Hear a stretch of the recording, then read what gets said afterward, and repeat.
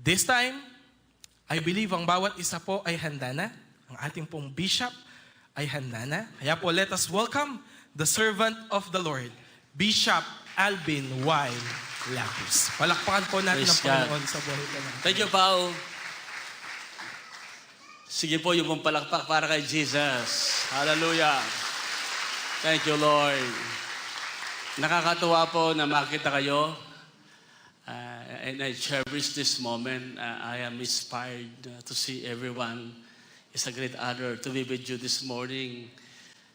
Lumalawak po yung gawain ng Christ in you. Kaya kung bisan wala kami, And thank God you're here. Hallelujah. Congratulations po sa mga nakapasa, mga bagong doktor, mga pharmacist, mga nurse. Congratulations sa kanila. Si Miss Ara Tolentino, di ba? Anak ni Father Ronald. Congratulations, Doktora. And good morning po sa bawat isa. Excited ba kayo sa Word of God? I will never underestimate the power of God's Word. Sabi nga ni Jesus, the word that I have spoken unto you, they are spirit and full of life. In other words, God's word is container. May laman yan. May dalang milagro. Kung ang word of God ang binabagit about miracle, healing, victory, breakthrough, financial blessing, mangyayari yan. Isaiah 55 verse 11, so my word, sabi niya parang ulan, dinidilig ang lupa. God's word, my word, sabi niya, will not return to me empty or void, but it will accomplish what I desire. Amen? Kaya nga po nababago ang buhay natin, umuunlad tayo, umaasenso, pinagpapala. Bakit? Yung word of God may milagro. Yan ang sabi ni Joshua, ni Yahweh kay Joshua, this book of the law shall not depart from your mouth. In other words, ang ating kinakonfess, word of God. But meditate on it day and night, so that you will be able to observe everything written in it, so that you will prosper and you will have a good success. Amen? You see, the enemy can only defeat us if he can deceive us. The enemy, Satan, can only defeat us if he can deceive us. He can never deceive us. We are guided by the Holy Spirit. We have the Word of God, there tayong pang-filter. Kaya hindi lahat ng ating naririnig pinapaniwalaan. Hindi lahat ng ating naiisip ay totoo. Kung ano ang sinasabi ng Word of God, yun tayo. When God spoke, it came into being. And God said. Kaya kapatid ko, today, this morning, may dalang milagro ang salita ng Diyos sa buhay natin, sa pamilya natin. Palakpakan natin ang Panginoon. Hallelujah! Thank you, Jesus. Kaya po, kung ready ka na, pakisabi sa iyong sarili, I am ready to receive the very living Word of God. Hallelujah! Gusto kong umpisa ng ating message sa isang kwento na patungkol sa isang Kristiyanong namatay at siya'y napunta ng langit. Nang siya'y nasa langit na, nabigla siya sa kanyang mga nakita na surprise. Sabi ng angel, bakit ka na-surprise? Sabi niya, I didn't expect that man to be in heaven. Sabi ng angel, alam mo, sila din na-surprise. Bakit? Hindi din nila in-expect na ikaw ay mapunta ng langit. Sino sa inyo expect mo na ikaw ay pupunta ng langit? Pero ito yung maganda. Pag tayo umuwi sa Panginoon, sigurado tayo. Lahat ng tiyak na, magsabing amen. Sabi nga ng ating binasa kanina, even before the foundation of the world, God has already chosen us. In other words, hindi ka pa nag-exist, wala ka pa, excited na si God sa'yo. Kaya nang lumitaw ka ngayon, it's a dream come true. God has already chosen us even before He created the galaxies, the stars, the Milky Way, everything in the universe. Bago niya nilikha, you are already existed in the heart of God and in the mind of God. Yun ang ating binasa kanina. No? Kaya nga mga kapatid, sabi nga ni Jesus Christ, I will go and prepare a place for you. In other words, kapatid ko, mga magulang ko, yung buhay natin ngayon, hindi pa yun ang pinaka-best life of our life. There is more. Hallelujah. Amen? Kaya lang hindi tayo sanay na program tayo sa buhay na ito na akala mo yan na ang buhay mo, yan ang lahat, yan ang pinakamasaya. Kaya kung minsan, konting bagay lang, nabobroken hearted ka na, frustrated, depressed. Why? Because you have been programmed wrong. Kapatid, dumadaan lang tayo sa mundo ito. Isang araw mamamatay po ako. Amen? And congratulations, pag namatay na ako, bakit? I will be welcome in heaven. Amen? Kaya kung meron dito, malapit ka nang umuwi kay Lord, congratulations. Amen? Di ba sinasabi natin, Pastor Phil, sa Morning Watch, every gising is a blessing. Totoo po yun. Pero totoo din po, kahit hindi ka magising, still, it is a blessing. Amen? Bakit? Ikaw ay nandun na. Jesus Christ, pinaghandaan niya yung lugar na yan. I will go, sabi niya, let not your heart be troubled. You believe in God, believe also in me. In my Father's house are many mansions. If it were not so, I will not tell you. But I will go. I will go, sabi ni Jesus Christ. Excited siya. And prepare a place for you. Then, sabi niya, if I have prepared a place for you, then I will go back. I will come to you. So that where I am, there you may be also. Hallelujah. Amen. So mga kapatid, this is not yet your best life. Your best life is coming soon. The rapture is about to take place. Jesus, we will behold Him. We are the bride of Christ. Mga kapatid, sometimes parang hindi ito totoo sa atin. Parang it's too good to be true. But kung naniniwala ka sa Bible, sa Word of God, hallelujah, totoo ang kanyang mga salita. Yan po ang focus natin ngayon. Sabi ng Ephesians, yung ating binasa kanina, and we will be focusing on verses 5 and 6. Verse 5 and 6. Sabi niya, tayo ay tinalagan niya ng una pa. In other words, before everything else, you have been predestined. Kaya nga, what's happening in your life right now is part of that plan of God, God's program sa buhay natin. At ang ganda ng sinabi niya, sabi niya, upang ampunin sa kanyang sarili sa magitan ni Jesucristo ayon sa kanyang kalooban. Kasi ginagawa ng Diyos ang lahat ng bagay ayon sa kanyang kalooban. At yung kalooban ng Diyos makapangyarihan. Sometimes we don't want God's will. We want our way. But still, God is so good. He can overrule everything to work things together for good para yung kanyang pinakaplano sa buhay natin mangyari pa rin. Alam ko kayo nagpaplano, naghahanda. Kung minsan yung plano mo hindi nangyayari because we are limited. Sometimes people fail, make mistakes, but God is not limited. God never makes mistake. God is sovereign or powerful. Kaya kapatid ko, yung pinapangarap ng Diyos sa'yo, mangyayari yan. Hallelujah! Amen! Glory to God. Yung salitang ampunin, napakalaga, adoption. Tayo po'y naging anak kasi hindi naman talaga gusto ng nanay natin, ikaw ang maging anak, di ba? Kung titignan natin, yun ay kalooban ng Panginoon, nangyari yan, tayo maging anak ng ating mga magulang. Kalooban niya, na ampunin ka niya. Isa lang po yung anak ng Diyos. Huwag kayong maniwala na lahat ng tao ay anak ng Diyos. May isa lang kanyang anak. John 3:16, for God so loved the world that He gave His only begotten Son. In other words, God has only one Son. And now, through Christ, but as many as receive Him, to them He gave the power to become children of God. Tayo naging anak, inampun tayo. Desisyon ng Diyos yan. Hindi ka kung pumili sa Kanya. Hindi mo inampun ng Diyos. Inampun ka niya, pinili ka niya. Bakit niya tayo pinili? Ang pinakamotibo, pinakalayunin ng lahat ng bagay. Sabi sa verse 6, ito ay para Ito ay sa kapurihan ng kaluwalhatian ng kanyang biyaya, na kung saan tayo'y ginawa niyang katanggap-tanggap, hallelujah, na kanyang minahal. In other words, pang-showcase tayo, pang-showcase, no, ng kanyang biyaya. Na tayong mga makasalanan parang hindi na magbabago.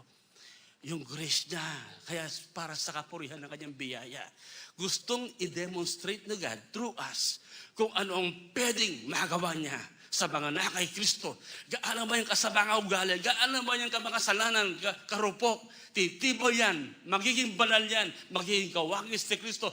Sa paanong paraan? Dahil sa biyaya ng Diyos. Kaya nga po, the all creation will be amazed, will praise God, will praise the glory of His grace through us. Hallelujah. Now, ang sabi ng ating binabasa, pakitingin natin sa English, ang ganda sa King James. To the praise of the glory of His grace. Napansin niyo ba yun? Yung grace ni God, gusto niyang i-magnify. Kaya nga, we have been saved not by our words. Not grace plus work, not faith plus work, but only by grace. Kaya nga, mawalumulahati siya. Wherein He had made us accepted in the beloved. Hindi mo ginawang karapat-dapat ang sarili mo. He's the one responsible. He's the one who made you accepted. Ano ba gawin natin kulang? For we all fall short of God's glory. Kapatid ko, feeling mo man ngayon, tingin mo man ngayon, hindi ka pa worthy, hindi ka pa accepted. But in the sight of God, you are accepted in the beloved. He made you accepted. Not by joining religion, not by doing good works, but by Christ's work. Kaya nga ba dapat Christ-conscious tayo, not self-conscious. Now, pag sinabing accepted, in the beloved, pag sabi accepted, katanggap-tanggap, pasado ka na, aprobado ka na. Amen? Kompleto, walang kapintasan, dumaan sa quality control, perfect. Mahirap paniwalaan yan. But in the sight of God, you are 100% righteous. Yun ang tinuturo natin kamakailan si Pastor Zion about the level of our salvation. Una, yung justification, just as if you did not commit any sin. And then yung sanctification, yun ang pangalawang process ng ating salvation. Binabanal tayo, although sanctified na tayo, but still, practically speaking, binabanal tayo ng Diyos. Kaya nagbabago ang ugali natin. And then yung glorification, in the sight of God, we are already glorified. Kasi bago umpisahan ng Diyos, tinatapos mo na niya. In the sight of God, you are already a finished product.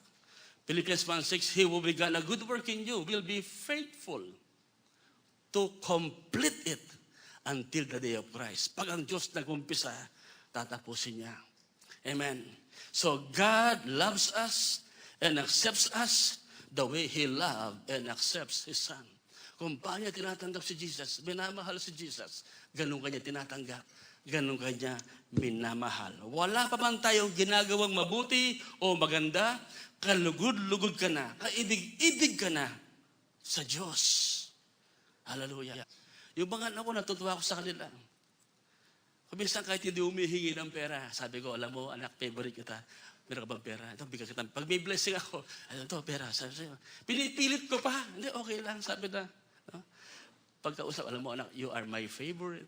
Lahat sinasabi ko, favorite ko po sila. Huwag mo sabihin, huwag kang maingay, sabi ko. Alam mo yung favorite? Diyan po galing yung word na favor.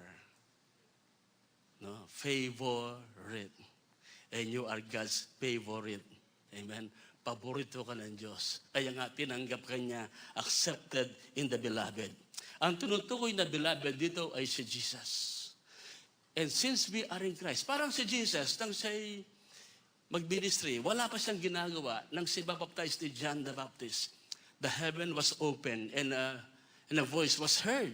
Ang sabi doon, ito ang aking pinakamamahal na anak na lubos kong kinalulugdan. Hindi pa namamatay sa krus si Jesus Christ, ang Ama natutuwa na. Tayo din, dahil na kay Kristo tayo, wala ka pang ginagawang mabuti. Hindi ka pa pinapanganak. Natutuwa na ang Diyos sa'yo. Kaya lang po, hindi ganyan ang ating isip kasi na-programa tayo ang ating orientation. Dapat matalino ka. Hindi ka kamukha ng ate mo. Dapat productive ka. Dapat ganyan ka kaganda, ganyan ka. So pag wala sa atin yung pamantayan ng mundo, pakiramdam mo, hindi ka ganon ka-approve, ka-accepted. Alam mo kaya sinasabi ito, naramdaman ko rin po yun eh. May mga insecurity po ako. May mga takot ako sa mga sarili. Tanggal lang po yun because I am in Christ. Now, what does it mean to be accepted in the beloved? Una, when we say we are accepted in the beloved, it means God elevates us. In other words, kung nasaan si Jesus Christ, nilalagay tayo sa isang kalagayan kung nasaan si Jesus. Now, ibang klase po ito. Now, ini-encourage tayo ng Diyos na mag-level up tayo kung paano si Jesus Christ nag-level up. Hindi siya nagpunta sa level ng mundo, ng mga religious people. No? Kundi pinaramdam niya pag-ibig. Inimpluwensyaan niya ang kanyang mundo. Kasi ibang level siya. Pag iba ang level mo, hindi ka nagpapa-influence sa mababang level. Hindi mo sila papatulan. Bakit? Hindi ka lang alam mentalidad eh. Hindi ka lang naaabot. Kahit ipalawanag mo pa, hindi maintindihan. What you will do, you will influence them by your life. Tayo na-influensyahan ni Kristo ng kanyang buhay, ng kanyang pag-ibig, ng kanyang pagmamahal. Can I suggest something? Let us be kind, let us be gracious, especially to our husband or wife, sa ating mga anak. Not only when they are good, but even when they are not good. Mayroong isang song, gusto ko lang balikan. Yung awit ni Cathy Trocoli. Next, sinan ko yan sa messenger next. Yung about the stubborn love. Sabi doon sa song, Caught Again. Hindi ko aawitin, baka po ma-discover tayo. Pero kung gusto, aawitin ko pa rin. Caught again, your faithless friend. Pakilagay mo na.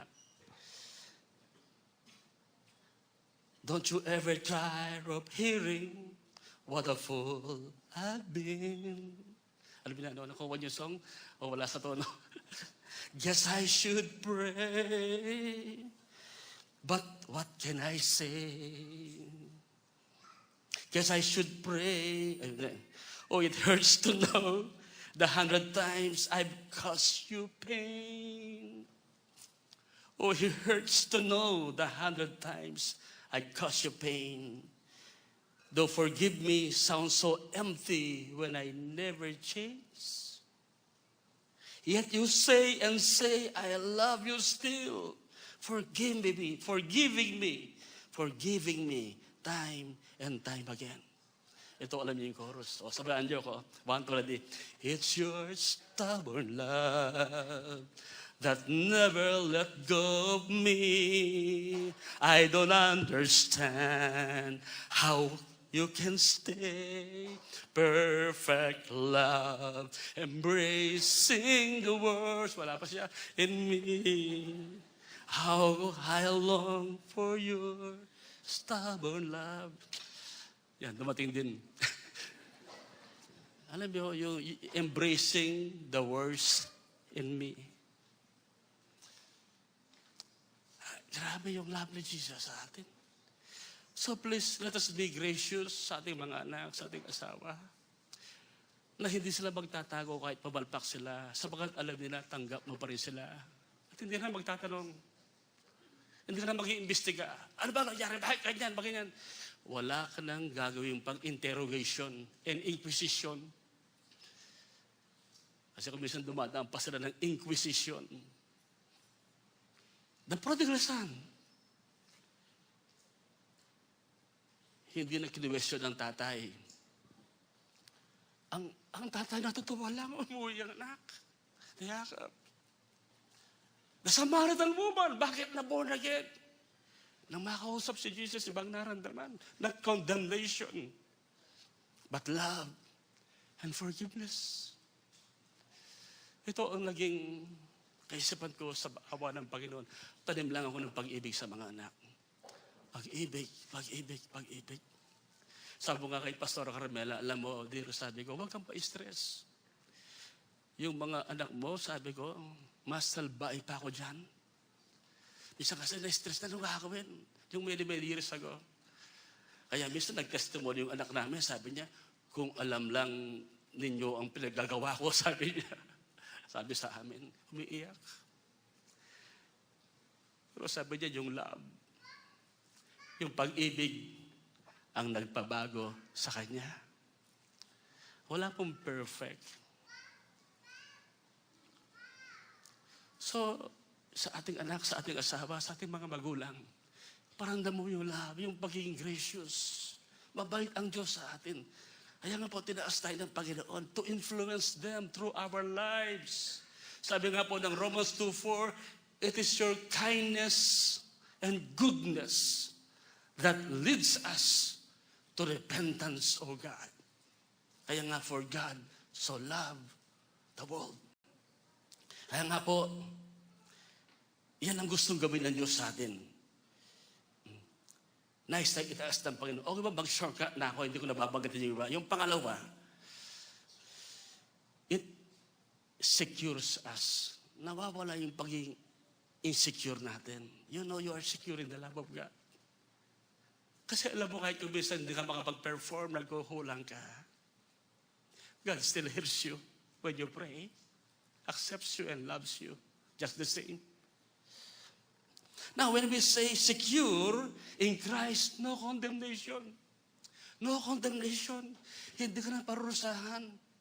Yung nakaraan mo, tapos na yun. If any man be in Christ, is a new creation. Kaya nga sabi rin sa Romans 8:1, kaya nga wala nang kahatulang parusa sa mga tao nakipag-isa kay Kristo.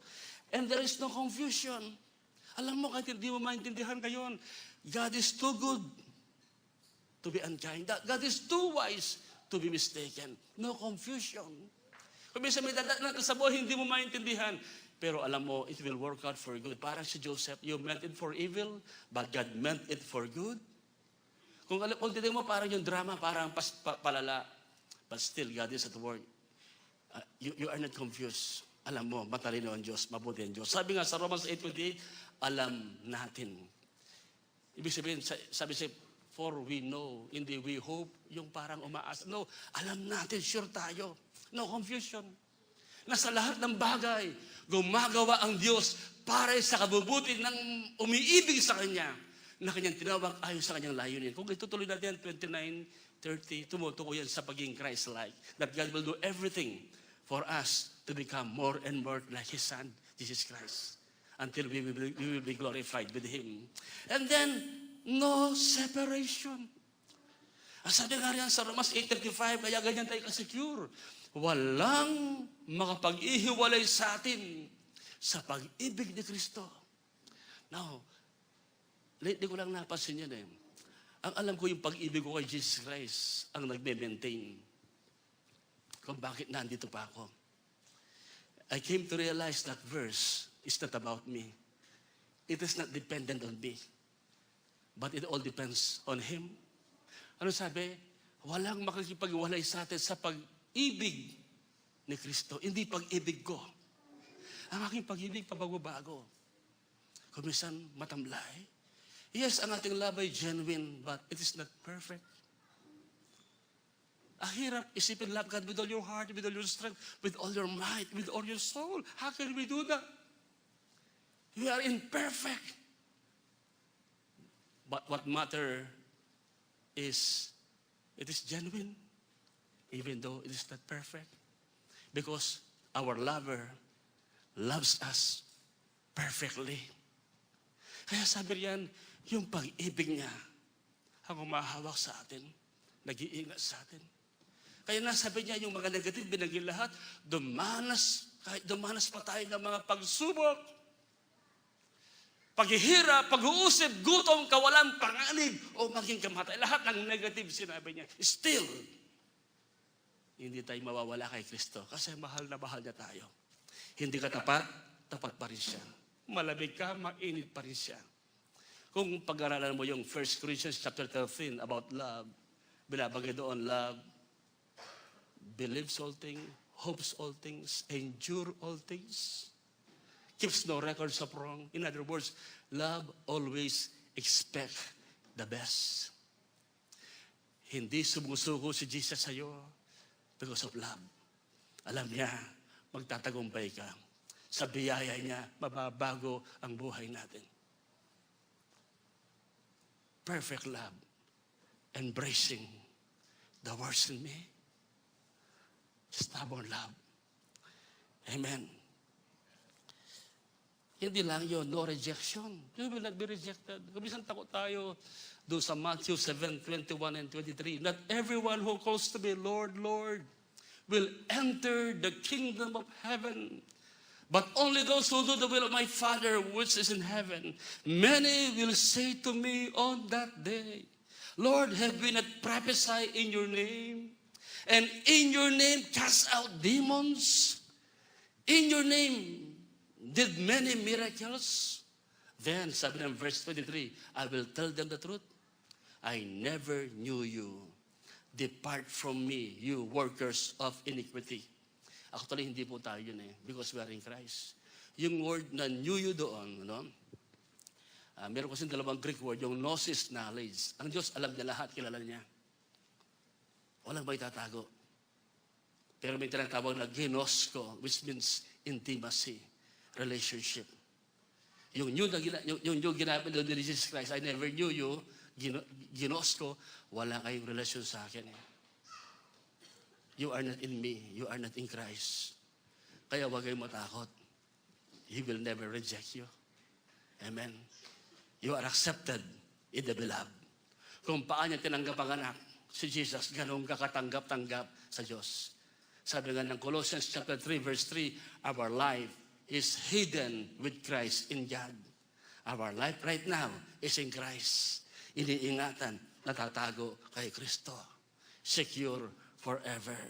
No demotion. No demotion. Hindi ka pabagsak, paangat ang buhay natin. Sabi nga ng Ephesians 2:6, we have been seated. God made us seated together with Christ in the heavenlies. Now, sa ngayon, pinabagi na, although nandito pa tayo, you are now already reigning in life, seated with Christ. And in the millennium, we will reign with Christ. Amen. Meron sa mga mayor, governor, nagpinag-usapan namin ni Pastor Bill kamakailan. Meron sa inyo mga may malaking business pa. Magbi-business pa rin tayo doon kasi may mga taong papasok sa millennium na nanganak pa. Kasi yung mga naiwan sa rapture, nakapasok sila, hindi nagpatata ng 666, magkakapamilya pa yan. Kaya lang, they are not in the, what we call, glorified body. Tayo, nasa glorified body na tayo. Anyway, banta pa yan, abangan nyo, ituturo natin yan.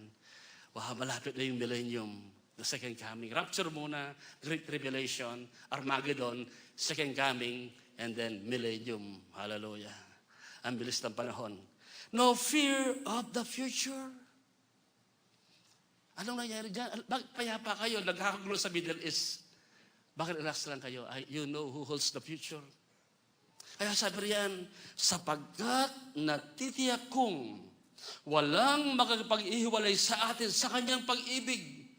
Kahit ang kamatayan o ang buhay, ang mga anghel o ang mga pamunuan at ang mga kapangyarihan, ang kasalukuyan o ang inaharap, ang kataasan o ang kalaliman o alinbang nilalang ay hindi makapag-ihiwalay sa atin sa pag-ibig ng Diyos na pinagkaloob sa atin sa pagitan ng Kristo Jesus, ang ating Panginoon. Ganyan kakasecure. Kamay ng Ama, kamay ng Anak. He holds the future. Walang takot, walang kaba. Hallelujah. Glory to Jesus Christ. Amen. Palakpakan natin ang Panginoon. Hallelujah. Thank you, Jesus. Thank you, Jesus. So, it elevates us, it secures us, and finally, it favors us. Gusto ko yung word of favor. Yung binigyan nila, favorite. Favor. Accepted in the beloved. In Christ, we have everything. Now, ang Diyos ay nalulugod sa iyo kung paano siya nalulugod sa kanyang pinakamamahal na anak. The word accepted in the original Greek is a word far richer in meaning than the English translation can convey. Mayaman po ito. It is the word charito. And it means highly favored. Charito. Highly favored. Now, the word, this word is used only one time in the Bible. When angel Gabriel appeared to Mary and said to her, rejoice, highly favored. Rejoice, charito. Highly favored one, the Lord is with you. Blessed are you among women. Now, why Mary was charito, highly favored? Because of the seed, the Christ. Amen? Kaya siya blessed. Apart from Christ, hindi siya blessed. Highly favored siya, sabagat siya ang maging nanay ng Messiah. Now, bakit tayo charito, blessed, highly favored? Kasi si Christ nasa atin at tayo nasa Kanya, accepted in the beloved. In other words, we are charito, highly favored. We are blessed, already blessed. Amen? So you and I are not just accepted, but we are highly favored in the beloved, in the Lord Jesus Christ. Kaya kapatid, huwag kang malungkot, accepted ka because you are in Christ. Natutuwa ang Diyos sa'yo. Pasalamatan mo siya, purihin mo siya. Mabuhay tayo ayon sa katotohanan ito. Tayo pong lahat ay manalangin. Hallelujah. Father, we thank you for this great revelation of your word. Marami sa amin may mga natanggap kami, narinig ng mga malinturo. Bata pa lang kami, nabiktima na kami. Sa mga pangyarihang pangalan ng Panginoon Hesus. Maaaring meron dito na abuse. She was betrayed by a friend, been hurt, manipulated, rejected. Lord God, nakaraan na po yun. We are now in Christ, in the beloved. Pero maaring may impluensya pa sa buhay nila, yung nakaraan. I pray, Lord God, makita namin na ang buhay namin ay nag-level up na kay Kristo na kami. Hindi na kami dapat patalo pa sa nakaraan, sa nakalipas, sa mga masakit na salita at pangyayari. Father God, in the name of Jesus, I declare the power of the blood of Jesus. I speak your favor, your grace upon the lives of your people. Thank you that we are more than conquerors through Jesus Christ our Lord who loved us and gave His life for us. Kaya nga po, mabura po sa makapangyarihang dugo ng aming Panginoon Hesus ang lahat ng mga masamang karanasan nangyari. Meron dito kailangang ma-restore ang kanyang purity in the name of Jesus. Kapatid, you are no longer a sinner. You are cleansed, made right with God. Receive the forgiveness. Receive the new life. Tanggapin mo ang kapatawaran. Tanggapin mo ang bagong buhay. Huwag kang mabuhay sa nakaraan. Huwag kang maging biktima ng mga salita ng tao. Mas paniwalaan mo ang salita ng Diyos. Father, in Jesus' name, ang iyong biyaya, ang iyong kalakasan, ang maranasan ng bawat isa. Salamat po lagi ng tinutugon ng aming mga panalangin. Salamat lagi kayo nakikinig bago pa kami manalangin. Sa oras po ito, tinataas ko ang bawat sambahayan, ang bawat tahanan, ang bawat pamilya. Hallelujah. I declare open heaven sa buhay nila. Thank you, Jesus. Tayo po ito ba nyo, as we sing this song, pasalamatan natin ang Panginoon about the goodness, the faithfulness of God. Jesus. All my life you have been faithful.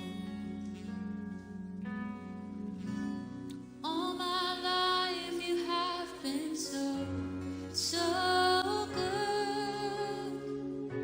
With every breath that I am able, oh, I will sing Thank you, Lord. of the goodness of God.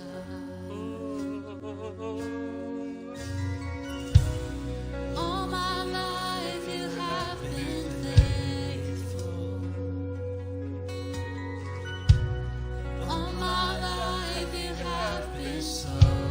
so good. With every breath that I am able, oh, I will sing of the goodness of God. All my life you have been faithful. All my life you have been so, so good. With every breath that I am able, oh, I will sing of the goodness of God. Your goodness is running out, it's running out to me. Your goodness is running out, it's running out to me. With my life laid down, surrender now, I give you everything. Your goodness is running out, it's running out to me. Your goodness is running out, it's running out to me. Your goodness is running out, it's running out to me. My life laid down, surrender now, I give you everything. Your goodness is running out, it's running out to me.